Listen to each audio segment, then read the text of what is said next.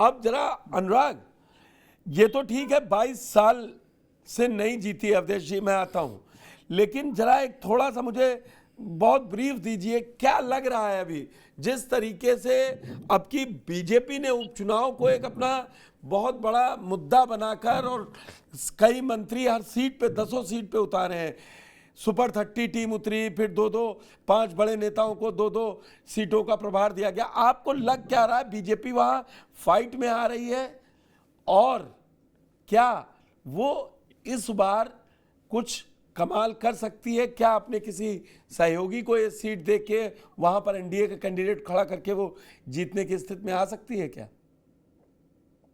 हाँ, देखिए पुष्कर जी, अगर सीसामऊ सीट की बात करें तो हमेशा से लड़ाई समाजवादी पार्टी और बीजेपी के बीच में ही रही है।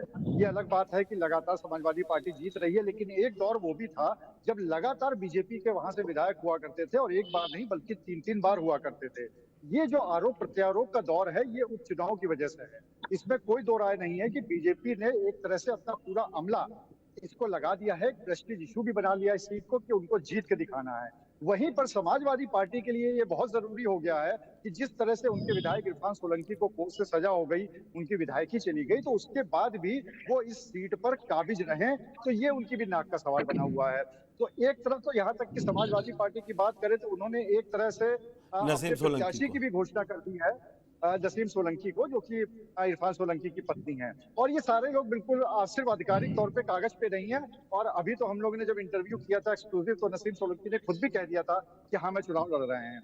यहाँ तक की जो सीट है, इस सीट पे जो कैलकुलेशन है पुष्कर जी, इसको जानना बहुत जरूरी है।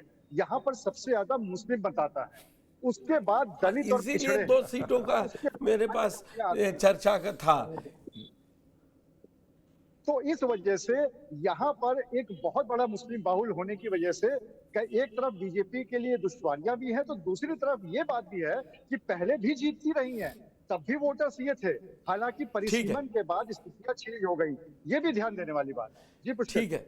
हसन रूमी जी, आप कानपुर से, लेकिन और आप सीसामऊ सीट पे प्रचार कर भी रहे होंगे, तैयारी जैसे हमारे सहयोगी ने बताई कि आप कर रहे हैं, लेकिन जिस तरीके से बीजेपी का टॉप लीडरशिप प्रदेश स्तर का पूरा अमला झोंके हुए है और एक टेंटेड इमेज, असली इमेज वो ये दिखाना चाह रहे हैं कि लॉ एंड ऑर्डर पर, जब मुख्यमंत्री वहां गए थे ना अभी हाल में, उनका दौरा लगा था, तो उन्होंने यही कहा था कि आप, ये डीएनए में है कि समाजवादी पार्टी बदमाशों की पार्टी है, ये शब्द थे, आप होंगे पता होगा आपको। इस इमेज को भी अपनी तोड़ना है, मतलब समाजवादी पार्टी की, कि आप लोग काम करने वाले लोग हैं, ये 37 सीटें हमको बदमाशी की दम पे नहीं मिली हैं या किसी धोखे में नहीं जीत के लाए हैं।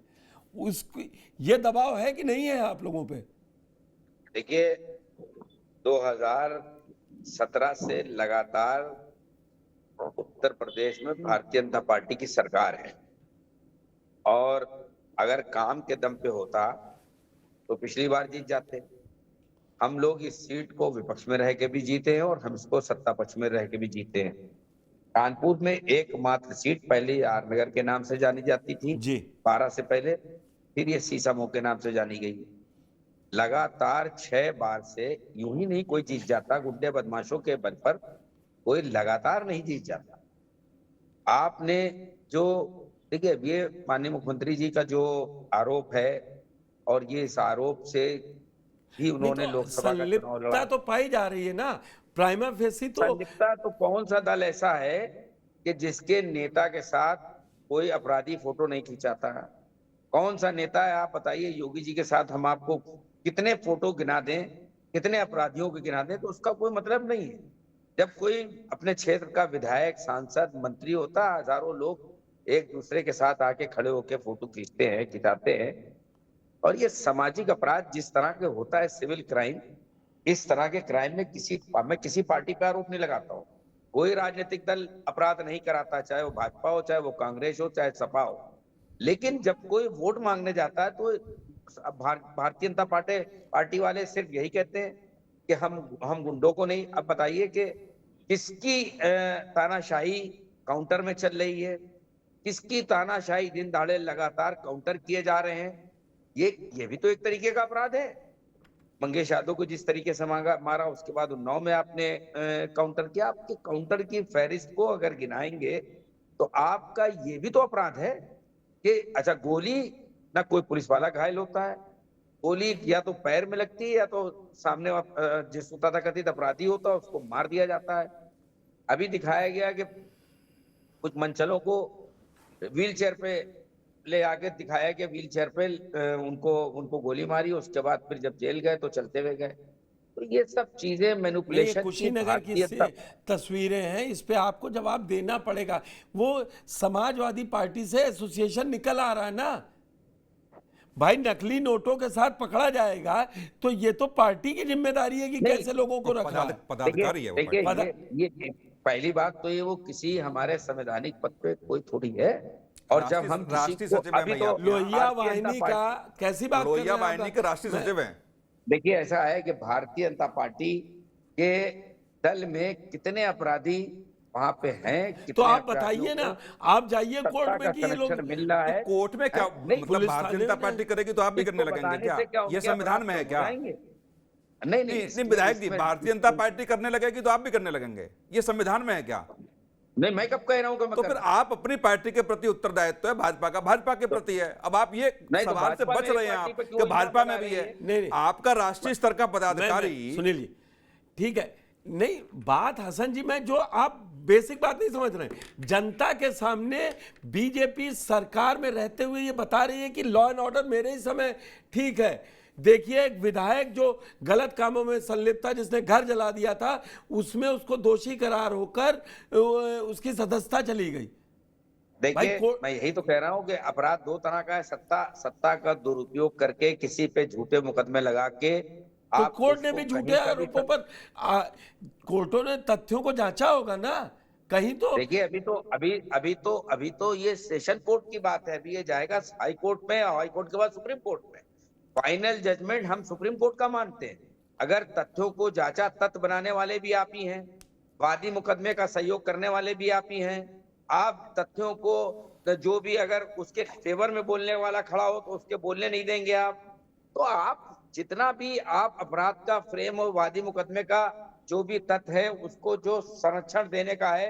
अब हम लोग क्या बताएं, कानपुर में आपके अनुराग रहते हैं, उनसे वो खूब जानते हैं। और ऑफ द रिकॉर्ड हम लोग की तमाम बात होती है कि कौन सा अपराधी है और कौन सा अपराधी बनाया जा रहा है झूठे तथ्यों के आधार पर। अब कोर्ट के सामने अगर आप झूठे तथ्यों ठीक को है, सजाकर मैं समझ रखेंगे गया तो संजय। कोर्ट तो तथ्यों पे अभी- मुकदमा अभी- अवधेश का जी, एक फैसला मिनट सुनाएगी। सुनील जी, और अगर तथ्यों पर मुकदमे का फैसला गलत होगा तो अभी सेशन ने किया, हाईकोर्ट पलट देगा, हाईकोर्ट के बाद सुप्रीम कोर्ट पलट देगा। हमें तो उम्मीद है कि ठीक ये है, आपकी उम्मीद मुकदमे का कायम है। फैसला पलटा अवधेश जी, आप लोग पहले आरोपी बना रहे हैं, फिर तथ्य गलत पेश करके उसको सेशन कोर्ट तक से सजा करवा दे रहे हैं। प्रशासन से ऐसी मिलीभगत है इस उत्तर प्रदेश सरकार। देखिए मैं समाजवादी पार्टी के एक कार्यकाल की दंगे की सूची आपको बता दूं। 2012 में 227 दंगे, 2013 में 243 दंगे, 2014 में 242 दंगे, 2015 में 219 दंगे और 2016 में 100 से अधिक दंगे।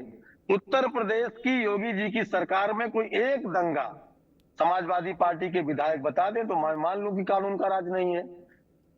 समाजवादी पार्टी का शासन था तो कचहरियों में, बनारस की कचहरियों में बम विस्फोट, लखनऊ की कचहरी में बम विस्फोट, फैजाबाद की कचहरी में बम विस्फोट। लीजिए कोई कचहरी में रूमी साहब, आपके शासनकाल में तो जेल के अंदर मर्डर हुए हैं। सुनिए, आप भारतीय जनता पार्टी के शासनकाल में तो जेल में मर्डर हुए हैं, कचहरी में तो हुए, जेल में मर्डर हुए हैं भाई। के आतंक में एक एसपी इंस्पेक्टर सहित 24 लोगों की जान गई थी। और गायत्री प्रजापति के खिलाफ मुकदमा लिखाने के लिए जब सुप्रीम कोर्ट ने कहा तब देखिए, मुकदमा लिखा भारतीय गया। जनता पार्टी को दंगों का लाभ किसको मिलता है इसको दुनिया जानती है। दंगा करा के डिवाइड एंड रूल की पॉलिसी कौन करता है सब जानते हैं। इसकी बहस अब बहुत पुरानी हो गई। महाराजी देवी से पूरा समर्थन लिया है, क्या कर वोट लेना है तो महाराजी देवी का ले लेंगे। उनको राज्यसभा में वोट चाहिए तो महाराजी देवी को एब्सेंट होके अभी लोकसभा में आप लोग साथ भी रख रहे हैं। जिनको आप गुंडा मवाली की लिस्ट गिना रहे थे ना 22 में, वो मैं अयोध्या में नाम लेके नहीं कहना चाह रहा हूं, जिनको आप लोगों ने बताया कि ये रजिस्टर्ड हैं, माफिया हैं अयोध्या के, वो अब आपके साथ है अभय सिंह, मुलाकात कर रहे हैं। नहीं, अभय सिंह ने एक चुनाव में अंतरात्मा की आवाज पर मतदान किया है, उनका स्वागत है, लेकिन वो अरे भारतीय तो जनता अभी पार्टी भी में नहीं मिले है। हैं। देखिए अवधेश जी, हम और आप सार्वजनिक जीवन में कोई झूठ बोल के मैं थोड़ी ना, अभी मिले कि नहीं मिले, अभी मिल अरे के आए हैं। समाजवादी पार्टी में आम नागरिकों का नहीं, जब विधायकों का अपमान हो रहा है। अच्छा, तो वो आप विधायकों से सम्मानित कर नाराज रहे हैं। ये कहाँ सामान्य से सी अपमान हो बात रहा भाई? है। लेकिन अपमान भाजपा किसने का कर कोई दिया? एक नेता बता दीजिए, भाजपा का कोई एक नेता बता दीजिए जो किसी रेपिस्ट के साथ खड़ा हुआ हो। अरे भाजपा का कोई एक नेता बता दीजिए जो किसी भाजपा का डकैत विधायक के रेप खुद कर रहा है तो रेप किसके साथ खड़ा भाजपा क्या का हो? कोई एक नेता बता आप कौन सी दीजिए बात कर जो रहे हैं? किसी छोड़िए, बहुत जमीन दूर तक कब्जा जाएगी करने बात। वाले के साथ खड़ा हुआ है। भाजपा के आज विधायक इनका जो पीडीए है, इनका जो पिछड़ा है वो मंगेश यादव है, इनका जो अल्पसंख्यक है वो मोइन खान है, और इनका जो दलित है वो अजीत प्रसाद है। तो जो डकैत है, ये गुंडे बढ़िया हैं, जमीन कब्जा करने वाले हैं, ये इनका पीडीए है। हसन जी, ये आपको फैसला मंगेश यादव का नाम लेकर आपने ये बता दिया कि अदालतों पे भरोसा भाजपा को नहीं रहा। आप फैसला सुनाएगी अपने बुलेट से।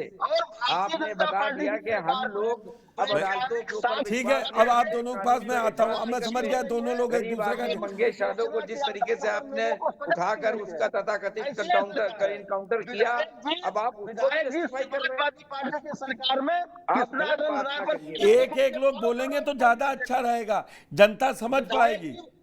विधायक और एमएलसी की हत्याएं हुई समाजवादी पार्टी की सरकार में।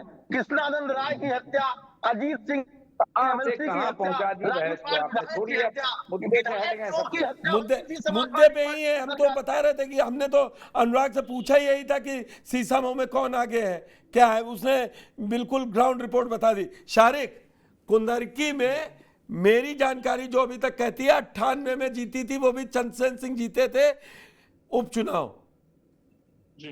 क्या ये सारी लड़ाई इसीलिए है कि कैसे बीजेपी से फाइट में आ पाए? ये मुस्लिम बहुल सीटें हैं दोनों, और 10 में इन्हीं पर बीजेपी का भी ज्यादा जोर है। देखिए, अगर बात करें तो यहाँ पर इस कुंदरकी विधानसभा में 60% से अधिक मुसलमानों की जनसंख्या है। तो कहीं ना कहीं भाजपा जो है पूरी जीतने की कोशिश कर रही है। लगातार भारतीय जनता पार्टी के जितने भी नेता हैं वो मुरादाबाद में ग्राउंड जीरो पर हैं। आज भी मुरादाबाद जनपद में कई स्थानों पर जो था मिनिस्टर थे, और प्रदेश के भूपेंद्र चौधरी, प्रदेश अध्यक्ष भारतीय जनता पार्टी के, वो भी मुरादाबाद में पहुंचे। लगातार भाजपा अल्पसंख्यक मोर्चे के द्वारा भी एक कार्यक्रम किया जाएगा। जिस तरीके से जो समाजवादी पार्टी के द्वारा एक प्रदर्शन किया गया है 3 दिन बाद मुरादाबाद में, अल्पसंख्यक मोर्चे के द्वारा अनाउंस किया गया है कि वो भी यहाँ पर पहुंचेंगे, और ये जो सपा नेताओं के द्वारा गलत आरोप लगाए गए हैं मतदान सूची को लेकर, वो भी एक प्रदर्शन करेंगे और गलत अफवाह फैलाने वालों पर कार्रवाई की मांग की गई है। जी।